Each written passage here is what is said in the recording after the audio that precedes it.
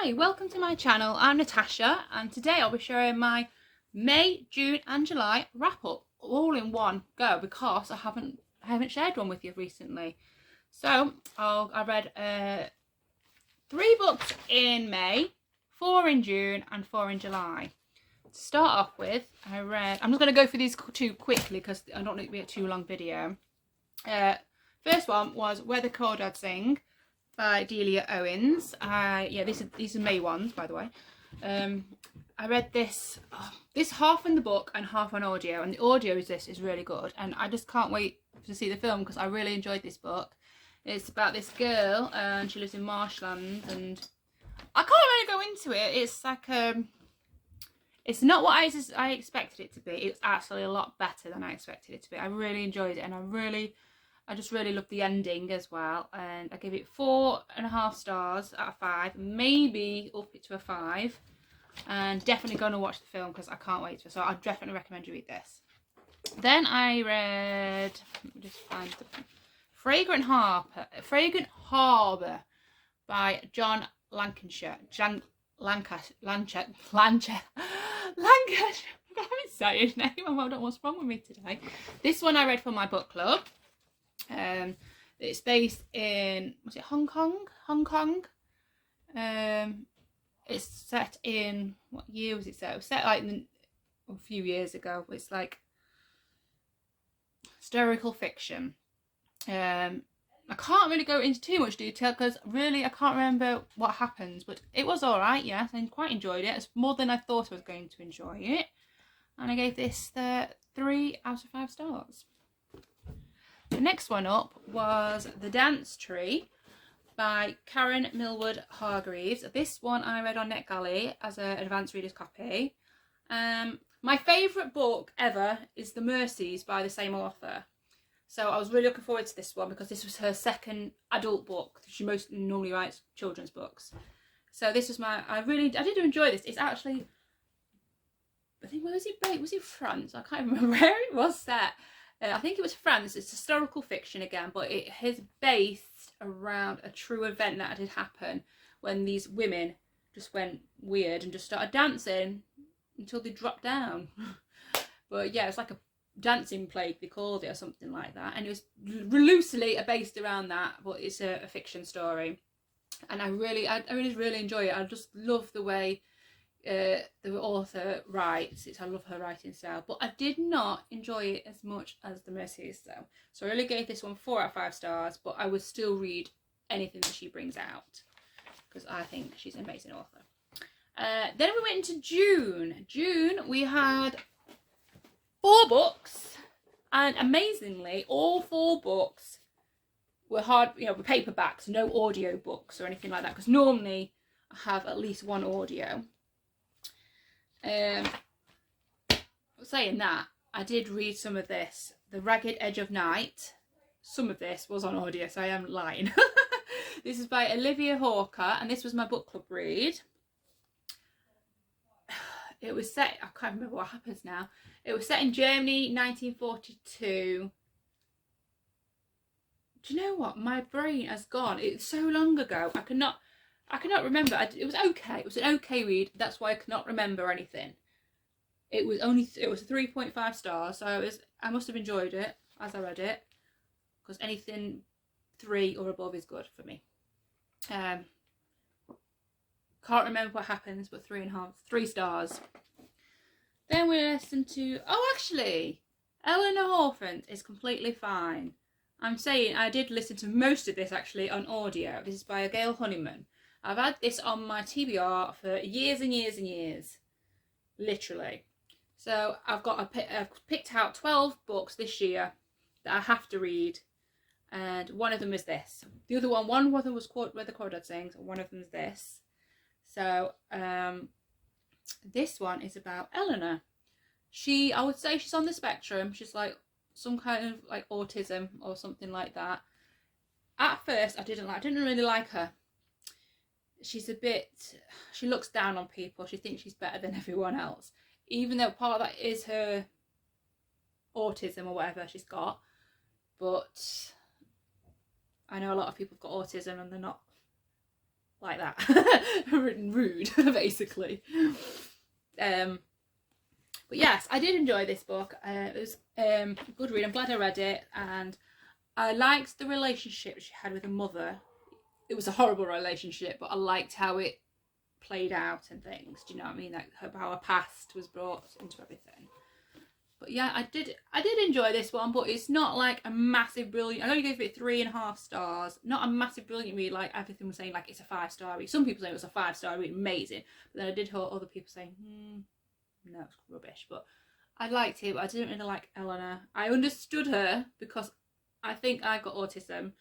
I've not been diagnosed with anything, but I had a lot of problems growing up and still do now, to be honest. But I can relate to some of the things. I just not the way sometimes she reacted to some things. But yes, 3.5 stars for that one. Then this one I read took on holiday. This is my holiday read. It was the Thursday Murder Club. This is the first in the Thursday Murder Club series by Richard Osman, and I loved it. I thought it was really good. It was a bit far-fetched some places, obviously. It's like these old pensioners who are in like a assisted living care home thing. I don't know what you call it. And there's 4 of them, and they decide they're going to they look at old murder cases and try and solve the old murder cases. But there's a murder going on just where they live. So they decide to help the police out, should I say.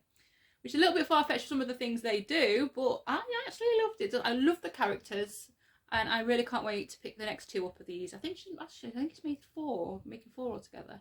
But anyway, I cannot wait to pick all the others up because I will definitely be reading them. I gave this one 4 out of 5 stars. And last but not least, I got The Maid of Bitterbitten.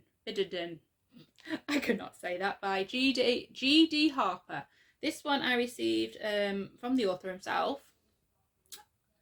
It was part of a book tour I did on my blog, and I just really like the sound of this. It's loosely based around historical events.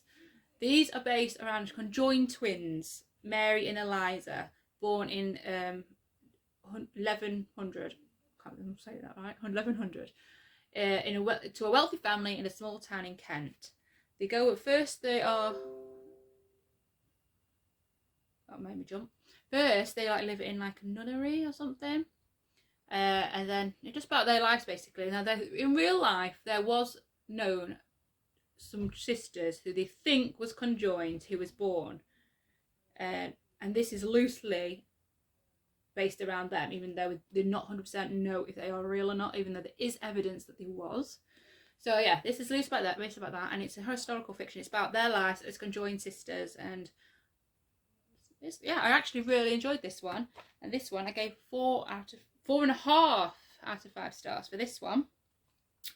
Now they was all my June reads, and then for July we read 4. We read The Phone Box at the Edge of the World. There's another one I've had for like a year or 2 on my bookshelf, and it was my book club pick, and it was, well, my pick. I had to have this one or this, another one, every photo for this. So we read this one.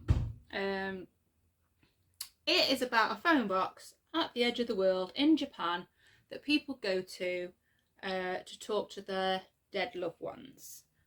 And it was a lovely story. It is inspired by a true story, so it's based loosely on a true story again. I did enjoy this one. It wasn't as much I was expecting, I would say. I was expecting, I don't know, to be honest, but yes. And it was, some of the words was hard because this is actually written by an Italian author about a Japanese people and translated to English. I actually thought this was by a Japanese author, but no, she's actually Italian.